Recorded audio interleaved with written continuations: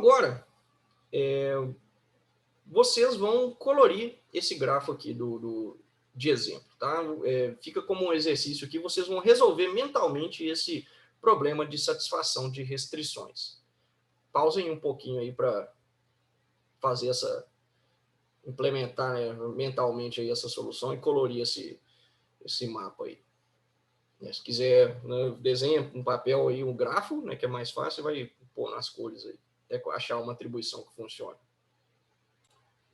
Tá, eu vou tentar aqui também. Vamos lá, vou escolher esse aqui, vou colocar vermelho, vou escrever R aqui. A tinta vai ser vermelha aqui, tá? Mas a letrinha que vai indicar a cor. Esse aqui eu vou colocar verde. Então sobrou azul para eu colocar aqui. Então aqui é verde, G de verde, né? Em inglês, estou escrevendo em inglês. Green. Aqui, então, se eu tenho verde e vermelho, aqui tem que ser azul e aqui tem que ser verde. E aqui eu posso colocar qualquer cor, né? Não tem restrição. Eu escolhi vermelho aqui, só para ter 2 vermelhos. Tá, pronto, tá colorido aqui meu gráfico. Certo? Então, mentalmente eu fiz aqui a solução do meu mapinha e deu certo aqui.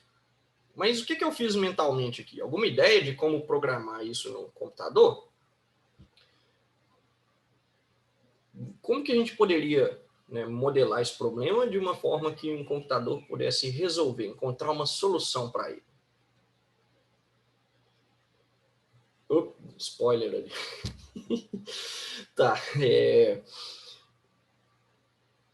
como quem teve um olho rápido aí viu que o slide seguinte era sobre algoritmos de busca, né? Então, dado o conhecimento que a gente tem de IA até então é de busca, de algoritmos de busca.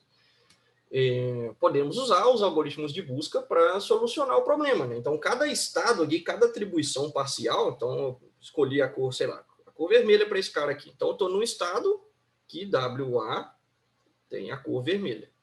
Então, essa é a atribuição aqui. Os estados vizinhos dele é escolher uma cor para todos os outros nós que ainda não foram coloridos, né? 1, 2, 3, 4, 5 nós. E eu tenho 3 cores para escolher para cada nó. Então, cada nó aqui, em vez de 1, é 3, né? Enfim, né? De uma maneira geral, se eu tenho N variáveis, e eu tenho o conjunto de cor, o domínio, né, D aqui, então deixa eu supor que o domínio é igual para todos, né, em vez de pôr um D1, D2, D3 aqui, é só um D, tá? Igual foi tudo embora. Com o poder da edição vai voltar, peraí. Edição. Pronto, então em vez de N aqui, também vou atualizar, né? Vou chamar de a cardinalidade do conjunto de variáveis, então esse é o número de variáveis que eu tenho, e a cardinalidade do número de valores, tá? Vamos usar essas quantidades aqui para pensar em qual estratégia de busca vai ser a mais interessante aqui para o nosso problema. Então, dos algoritmos que a gente conhece, né? Busca em largura, busca em profundidade, aprofundamento interativo, custo uniforme A estrela, tem as características deles aqui. O que a gente está mais interessado aqui é de tempo, né? E principalmente também, né, é importante o espaço. Tempo talvez não seja tão... Porque o problema combinatorial aqui, né, a gente vai ter que, no pior caso, ter que investigar tudo mesmo. Mas em termos daquelas grandezas lá, né, o X e o D, qual seria o fator de ramificação e a profundidade do nosso problema de satisfação de restrições aqui? Pausa para a gente pensar um pouquinho.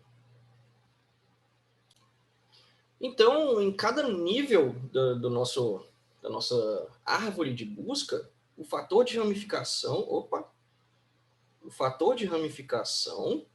eu tenho, né, as variáveis que ainda falta atribuir. Então, no primeiro nível, eu tenho todas as variáveis, eu não atribuí nada. E eu posso, para cada uma das variáveis, escolher um dentre D valores. Então, esse é o fator de ramificação no primeiro nível. E aí, no segundo nível, o Bzinho aqui, colocar B1, né, e B2, ele vai diminuindo, né? Cada vez que eu escolho, tem uma variável a menos para escolher. Então, x menos 1 E aí, cada uma das outras variáveis eu tenho de valores aqui. Né? E assim vai, né, para todos os níveis. E o número de níveis, né, a profundidade da minha árvore aqui, é o número de variáveis. Bom, então não é muito profunda a minha árvore, mas ela pode ser muito larga a ponto de, nas folhas, ter aqui, ó, vamos para o próximo slide, ó, esse número de nós aqui, só no nível final, certo? A verificação, né, você verifica aí no conforto do seu lar, esse número aqui, tá? Para ver se eu não estou mentindo, tá? Mas é isso. O caminho para verificar é lembrar isso, né? Que no primeiro nível, esse é o fator de ramificação. No segundo nível, isso aqui menos 1. No terceiro nível, isso aqui menos 2. E assim vai, até chegar nesse aqui, para o último nível. Certo? E olha só como é que é dramático isso aqui. O número de atribuições possíveis, a gente tem, né, esse número de valores aqui. E x, né, esse número de variáveis. Né? Qual o número de atribuições possíveis, hein? Se a gente tem... Cada uma das variáveis pode assumir d valores aqui. Ó, acertou quem disse d elevado a x, né? O número de jeitos de colocar os valores nas variáveis, certo? Ou seja, né, o número de folhas da minha árvore é aquela quantidade ali vezes o número de variáveis fatorial. Então, se eu for usar um algoritmo com complexidade de espaço muito grande, não, isso aqui pode. Deixa eu desfazer essa... Deixa eu voltar ali para tirar esse aqui tem complexidade de espaço grande, esse aqui tem, e esse aqui varia, né? Mas é uma coisa entre O de D, no melhor caso, e isso aqui no pior caso. Então, no pior caso, é ruim também. Olha aí. Então, sobrou 2 candidatos aqui, ó. E olha que interessante, no nosso problema, a profundidade já é limitada. É o nosso... spoiler ali para quem tem olho rápido. A profundidade é limitada, né? No máximo x aqui, onde x é o número de variáveis. E esse número é relativamente, não é dramático, né? Igual no caso de um problema ali, de um 8 puzzle, de um xadrez, enfim. Normalmente é um número pequeno já é limitado, então eu posso, busca em profundidade. Vai ser o nosso algoritmo de escolha aqui. E se a gente lembrar ali da busca em profundidade das aulas, né, de DFS, então a gente começa em um nó e adiciona todos os vizinhos dele na fronteira. Então a gente visitou esse, mas todos aqui estão na fronteira. Vou colocar um Fzinho aqui de fronteira. E aí o que entrou na fronteira por último é o que vai sair primeiro. Né? Então suponhamos que seja esse aqui, e a gente põe todos os sucessores dele na fronteira. Fzinho, Fzinho, Fzinho. E aí, visita um deles e põe todos os sucessores na fronteira. Então, se a árvore tem m níveis e o fator de ramificação é b, né? Então eu tenho b vezes m nós na fronteira aqui. Mas tem um jeito mais inteligente de fazer, né? Quem tem olho rápido viu o próximo slide ali, mas quem não viu, fica comigo para a gente entender isso aqui. A gente pode implementar a busca em profundidade de maneira recursiva.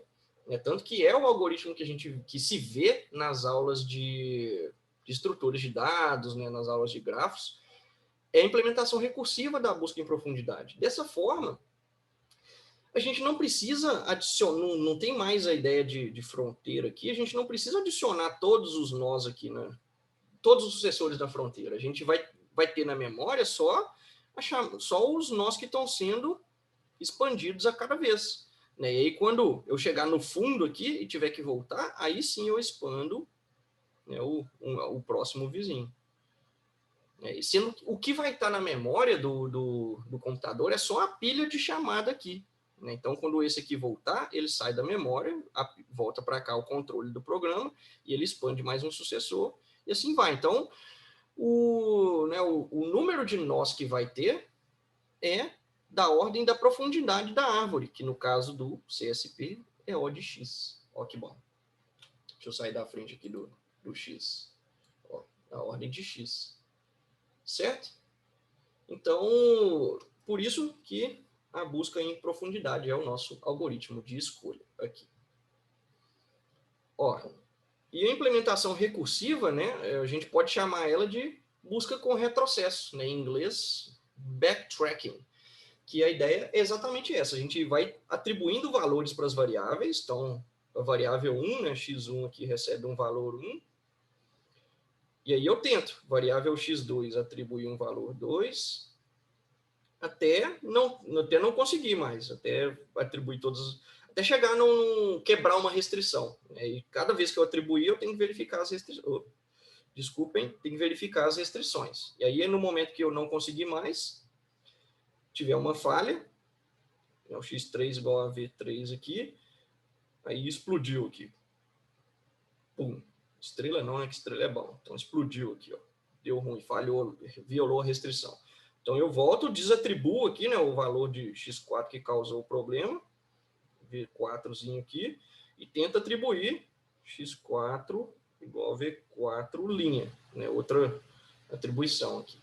Então, sempre que violar uma restrição, se essa aqui violar também, então, bum, explode aqui e volta, aí eu atribuo o valor seguinte a variável que ainda falta. Okay? Então é isso. Essa é intuitivamente a intuição do nosso algoritmo de busca com retrocesso, né, o famoso backtracking. Aí. Então aqui a gente tem um algoritmo, né, recursivo para resolver um problema, né, um PSR aqui agora em português, aqui está em inglês, né, mas agora vocês já estão sabendo. E ele recebe uma atribuição. Na primeira chamada, a gente vai chamar ele com uma atribuição vazia, né, para ele que ele vai se chamando recursivamente aqui, né, com a atribuição vai crescendo, né, à medida que for necessário, e quando ele faz um retrocesso, ele volta para um ponto onde a atribuição o conjunto era menor. Então vamos lá. O primeiro passo é verificar se a atribuição é completa, ele retorna ela. Ó que bom. Se nada se não tem nenhuma, se ela é completa, significa que todas as variáveis receberam um valor e não teve falha, né? Não teve, né? Não violou a consistência, porque a gente só atribui valores consistentes aqui, né? Tem essa verificação aqui embaixo. Vamos chegar nela. Então tem a segunda parte aqui, ó. Eu escolho uma variável que ainda não tenha valor, né? Entre as variáveis ali do meu problema. E aí eu tenho, né, para cada valor possível daquela minha variável, eu ordeno eles de alguma forma aqui, para cada valor dado por aquela ordenação, se o valor atual, se o valor atual é consistente com as restrições, então eu vou aceitar, né, aquele valor e vou fazer a recursão aqui com a atribuição aumentada, né? Então a atribuição aumentou aqui, então ela está aumentada aqui, eu vou fazer recursivamente para escolher valor para as outras variáveis. E aí, se essa recursão, né, não der certo, aliás, se ela der certo, se essa recursão aqui retornar com sucesso, então eu retorno o resultado. Então acabou. Ou seja, se isso aqui funcionar, significa que todas as outras variáveis receberam um valor. E se não funcionar, se a recursão retornar falha, eu vou, aquele valor que eu tinha tentado colocar, aqui, ó, eu vou tirar, para tentar outro valor, né, na próxima iteração do loop aqui. E aqui, ó, caso o valor não seja consistente com as restrições, falha, retorna que falhou aqui, né, que o para pega tudo aqui. Ok? Eu cometi um erro aqui nessa execução. Alguém sabe dizer qual é? É um erro simplesinho aqui, tá? Que é o seguinte, é um erro de indentação aqui. Vamos... Deixa eu desmanchar aqui algumas coisas. Desmanchar isso aqui, desmanchar isso aqui. Então, essa é a dica do erro. Meu erro de indentação foi o seguinte, ó. Porque se, aqui, ó, eu tento um valor, né, para aquela variável. Se o valor é consistente, aí eu faço tudo isso aqui. Se o valor não for consistente, ele já retorna falha, mas não vai nem testar os outros valores? Então, não, né? Vamos... Ou seja, esse retorna falha aqui está fora desse laço iterativo aqui, né? Eu só vou retornar falha quando testar, quando terminar esse loop aqui, ou seja, quando eu testei todas as variáveis e nenhuma deu certo, aí sim eu retorno falha, né? Então, como a indentação estava para dentro aqui, né, me induziu a achar que ele estava dentro do for, mas não, ele está fora do forzinho ali, tá? do laço iterativo, ok? Então, esse é o algoritmo correto, né? Então, segue o bracinho aqui desenhado aqui para ver onde que termina o for. Então, a única coisa que eu faço, aqui é a minha tentativa, né? Se o valor é consistente, aí eu aceito aquela atribuição, faço recursivamente, se a recursão der certo, retorno. Se a recursão der errado, eu retiro aquele valor da atribuição para tentar na próxima iteração do loop. Ok? Então, essa é a busca com retrocesso aqui. Vamos, no próximo, ali a gente vai ver um exemplo dela executando.